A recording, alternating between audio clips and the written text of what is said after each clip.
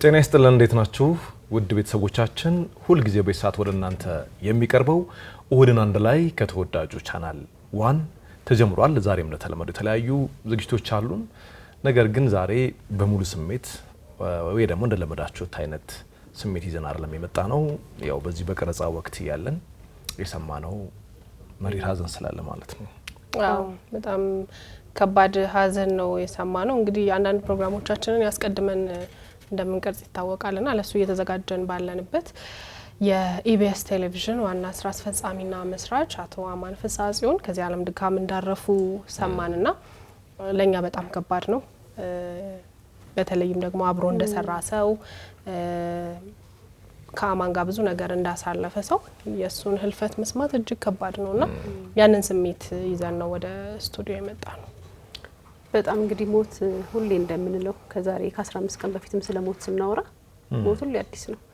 ተሰማለህ ጠዋት የሆነ ቦታ ላይ ምናምን እንትና ሞተ ግን ሁሉ ጊዜ በተለይ ደግሞ አንተ ህይወት ውስጥ በአንድም በሌላ መልኩ ትልቅ አስተዋጽኦ ያላቸው ሰዎች ህይወቴ ውስጥ ትልቅ አሻራ አላቸው ብለን የምታስበው አሁን ላለንበት ለቆምንበት ነገር ለስኬታችን መነሻ ነው ብለን የምታስባቸው ሰዎች ህልፈት መስማት ደግሞ በጣም ከባድ ነውና ቀድሞ የነበርንበት ኢቢኤስ ቴሌቪዥን አቶ አንለውም ሁሉ አማን ነው የምንለው በጣም ቅርብ የነበረ አለቃ ነበር።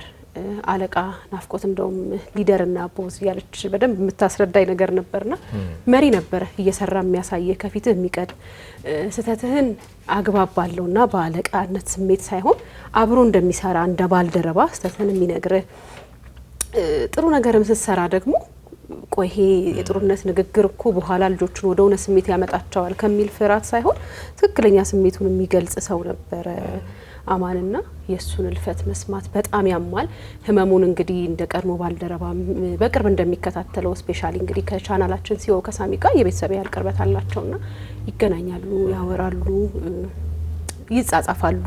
ተሻለ ሆይ እንዴት ነህ ምን ደረስክ? በነገራችን ላይ ለምንሰራው ስራ ቅርብ ከሆነ ሰው ጋር ያን ያህል እንትን የለንም ማለት ትንሽ መጎሻሸም ነገር ስሜትህን ደበቅ ማድረግ ሙሉ ስሜትህን መግለጽ ላይ እንታማለንና አቶ አማን በጣም በተደጋጋሚ ስራው እንዴት እየሄደልክ ነው? ጥሩ ነው ወይ? በርታ፣ ቆራጥነት፣ ቀጣይነት ያለው ነገር ከሰራ ትልቅ ደረጃ ትደርሳላችሁ እያለ ሁሉ ጊዜ ነበረ ሳሚን የሚያበረታታውና የቤተሰብ ያህል ይቀራረባሉ።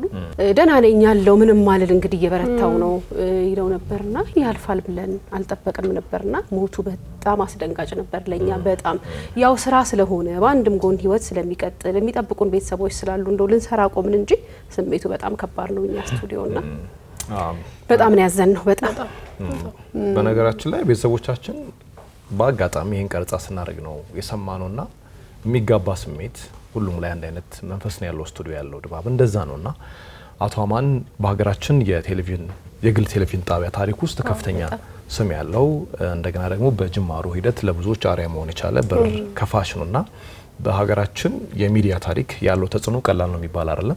ኢቢኤስ ቴሌቪዥን ያው እንደምናውቀው ነው ፈርቀዳጅ ነው። ከዛ ጀርባ ማን ነው ሀሳቡ ከጥንሰሳ በጥሩ መንፈስ ረጅም ዓመት እንዲጓዝ ከማድረግ አኳያ ለብዙ የግል ቴሌቪዥኖች መከፈት ምክንያት ማን ነው ይባል አቶ አማን ነው። የግልጽ ነውና አንዳንዴ እናንተ አብሮ መስራት ታውቁታላችሁ እንደ ሚዲያ ባለሙያ ደግሞ እኛ እንደ ሀገር ከፍተኛ አስተዋጽኦ ስላለው በደንብ እናውቀዋለን። ቅንነት ሲባል መገለጫው እንዴት እንደሆነ ምን ሰማለን በቅርብ ባላቀምና በዛ መንፈስ ለብዙዎች አርአያ መሆን የሚችል ሰው ነው። እንደገና ደግሞ ለብዙ የሀገራችን የግል ቴሌቪዥን ጣቢያዎች መከፈት ምክንያት ነው።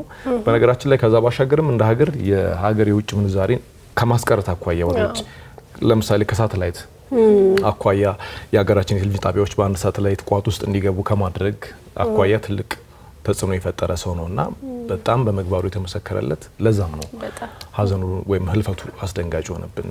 በጣም እዛ በሰራንበት አጋጣሚ እናውቅ ነበር እንዴት እንደተጀመረ ኢቢኤስ ቴሌቪዥን ምን አይነት ዋጋ እንደከፈለ እንዴት በጥንካሬ እዚህ እንደደረሰ በብዙዎቻችን እናውቃለንና ትንሽ ቆይቶ ፍሬውን ቢያይ የልፋቱን ውጤት ትንሽ ቢያይ የእውነት በጣም ደስ ይለኝ ነበር። ግን ደግሞ ያው እግዚአብሔር የፈቀደው ነው የሚሆነው።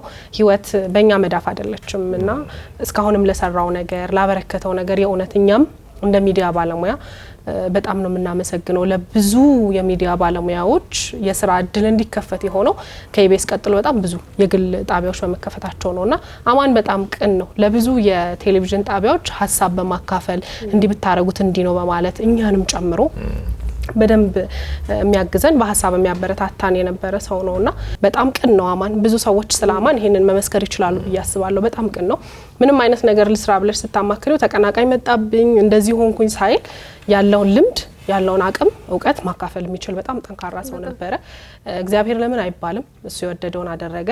በህይወት በነበረበት ጊዜ ግን ትርጉም ያለው ህይወት ለብዙዎች መትረፍ የሚችል ህይወት ኖሯልና ከአማን የምንማረው እሱን ይመስለኛል።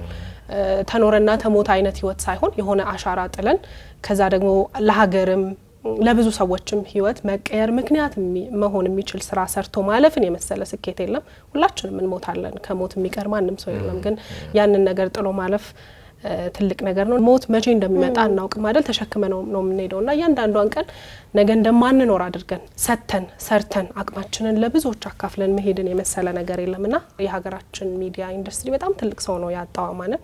እግዚአብሔር ነፍሱን ከደጋጎች ጎን ያኖር። በህመም ወቅትም በጣም ጠንካራ ባለቤት አለች ወይዘሮ ማክዳ። ከሷ ጋርም እንዲሁ አብሮ የመስራት እድል አለንና እንዴት ጠንካራ እንደሆነች እንዴት እንደተንከባከበችው እንዴት እንደለፋች እናውቃለን። በሱ የጤና ዙሪያና ቢሆንላት ቢተርፍላት ደስ ይለን ነበር። ግን ደግሞ እግዚአብሔር የፈቀደው ሆኗልና እግዚአብሔር እሷንም እንዲያጽናናት እንዲያበረታት እንመኛለን። በጣም አሁን ካልሹ ተነስተን ለማውራት እኛ እንደ ባህል እንደ ልምድም የሞተ ተጎዳ እንላለን። የሞተ ብቻውን አይጎዳም አይደል? በሱ መኖር ውስጥ የሚኖሩ በጣም ብዙ ሰዎች አሉና ናፍቆት እንዳለችው ለረጅም ጊዜ ቀን በቀን በመገናኘት በቅርበት አብረን መስራት ይቻላል። ባለቤቱ ወይዘሮ ማክዳ ናትና ህመም ተሰማው ሲባል ያልተመቸው ሲመስላት በቃ አሁን ህልፈቱን እስከሰማንበት ጊዜ ድረስ ለረጅም ጊዜ በህመም አሳልፏልና ኢቢኤስን የሚያህል በጣም ጠንካራ ብዙዎች የሚከታተሉት የሚወዱትን ጣቢያ እየመራች በጎን ደግሞ እንደዚህ አይነት ከባድ ፈተናን እያሳለፈች ግን በጣም ሁሉ ጊዜ በድል የምትወጣ ሴት ናትና ያ ድሏ በቃ አብቦ አለፍኩት እኮ ብላ ብትቆም በጣም እንመኝ ነበረ። ድካሟን ጥረቷን በጣም እናውቃለን። ግን ነፍሳችንም እኛም የእግዚአብሔር ነንና ብዙውን ጊዜ በራሳችን ላይ መወሰን አንችልም ከጥቂት ነገሮች ውጪና ነፍሳችን ደግሞ በፈጣሪ እጅ ናትና ያ ሳይሆን ቀርቷል። ግን የድካሟን ዋጋ ማየት ብቻ በጣም እንመኝ ነበረ። እግዚአብሔር ልጆቹን ቤተሰቦቹን በተለይ ማክዳን እንግዲህ ያጸናት ዘንድ ምኞታችን ነው። ብዙ የሱ ውጤት የሆኑ ሰራተኞችን በኢቢኤስ አሉና መጽናናታቸውን እንመኛለን። እኔም እንግዲህ በሶሻል ሚዲያ ላይ ለማጋራት እንደሞከርኩት አማን በጣም ለኔ ካለቃም በላይና ትልቅ ሰው ነበረ። አይፈቀድልንም ታውቃላችሁ፣ ብዙ ቦታ በትዳር ስራውን ይጎዳዋል በአንድም በሌላ መልኩ ስለሚባል አይፈቀድምና አስታውሳለሁ፣ የቆመበትን ቦታ አስታውሳለሁ፣ የተናገረውን ንግግር አስታውሳለሁ። ወልጄ ረፍቴን ስጨርስ ለመግባት ጥረት በማረግበት ሰዓት ላይ ይሄ ሀሳብ ስለነበረ እናውራ ብለን ከማኔጅመንቱ ጋር በነበረን ቀጠሮ ላይ በጣም የሚያበረታታ እንደዚህም አይነት ሰው አለ ወይ ብሎ ዛሬ ለደረሰችው ሊያ ለስኬቴ በጣም ትልቁን አስተዋጽኦ የሚወስድ ንግግር ነው የተናገረው። አይ ተስራ በቃ ሊያ ጎበዝ ናት እኮ እንዴ ማታ መታ ኤዲቲንግ ላይ ትቀመጣለች፣ ቀን ትቀርጻለች፣ ትሰራለችና ተስራ ምንም ችግር የለም እኛ እንዴት ማስተካከል እንዳለበት እናውቃለን ብሎ ዛሬ ያለሁበት ደረጃ አድርሶኛልና እንዲህ ነፍስህ በሰላም ትረፍ። ስላደረክልኝ ነገር ግን በጣም አመሰግናለሁ። እንግዲህ እናንተ በቅርበት አቶ አማንን ታውቁታላችሁ።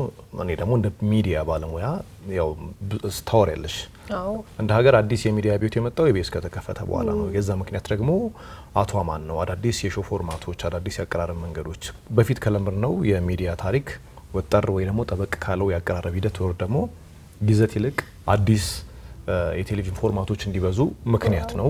ይሄ ደግሞ ቀላል የሚባል አይደለም። አዲስ ሪዮት በሀገራችን እንዲፈጠር ማድረግ አንድ አሻራ ነው። ለሀገራችን ሚዲያ ታሪክ ለዋልከው ውለታ ላበረከትከው አስተዋጽኦ በሙሉ እናመሰግናለን። ነፍስህ ከደጋጎቹ ጋር እንድታርፍ ምኞታችን ነው።